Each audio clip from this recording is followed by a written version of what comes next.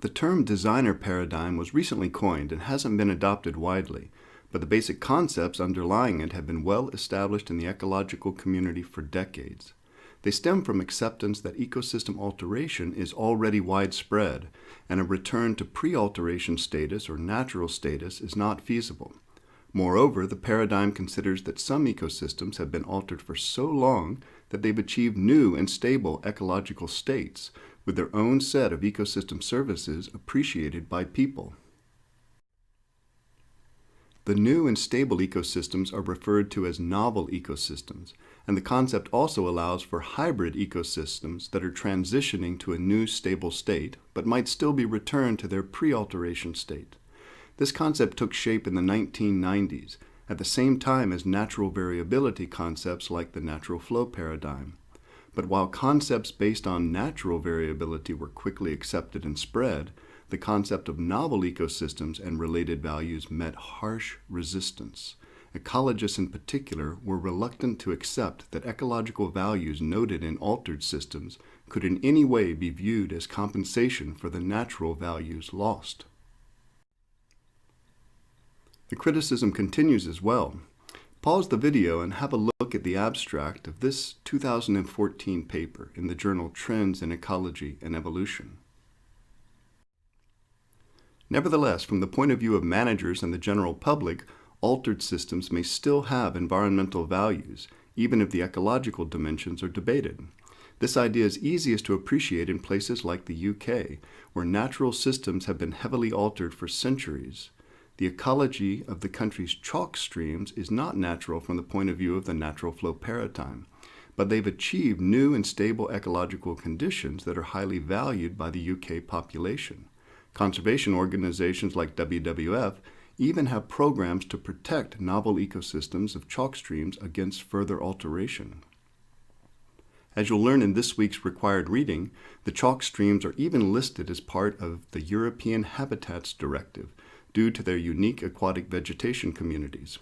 Novel ecosystems that are so intricately woven into the cultural heritage of a country are common in many parts of the world, and it's therefore understandable that eFlow's objectives would focus on preserving the novel aspects of the system.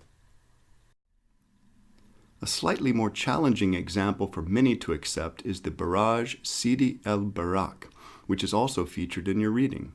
The dam and reservoir were finished in the year 2000 and covered nearly 900 square kilometers in northern Tunisia. In the year 2017, the reservoir was designated as a wetland of international importance under the Ramsar Convention. Part of the rationale for this designation is given on the slide. It's certainly true that the reservoir system is distinct from the Zoara River that was dammed to create the reservoir. It's also true that, like many reservoirs, it's appreciated by many for its beauty and recreational value. But I'd love to hear your opinion in the forum section of this unit about whether this should qualify as a novel ecosystem to be protected by an international treaty aimed at nature conservation. The premise of novel or otherwise irreparably altered ecosystems leads to the concept of designer flows. This concept acknowledges the values of the natural flow paradigm, but instead of preserving elements of the full range of natural variability, it instead seeks to define and quantify individual components of the flow regime that are needed to achieve a combined set of ecological and social objectives. In this way, the approach is similar to the South African building block methodology mentioned during the last unit, and the functional flows approach being promoted now in the USA. An example of individual flow components to meet specific ecological objectives is shown in the figure. Changing base flows are represented by the horizontal bars extending along the time axis, and variable high flow components are represented by the vertical bars at specific times of the year.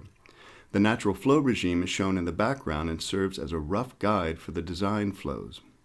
We'll discuss the means of assessing these flow components in future units, as well as the mechanisms to implement them. What I should tell you now, though, is that the ecological objectives of design flows, like natural flows, are generally to create and preserve habitats required by indicator species over time and during different life stages.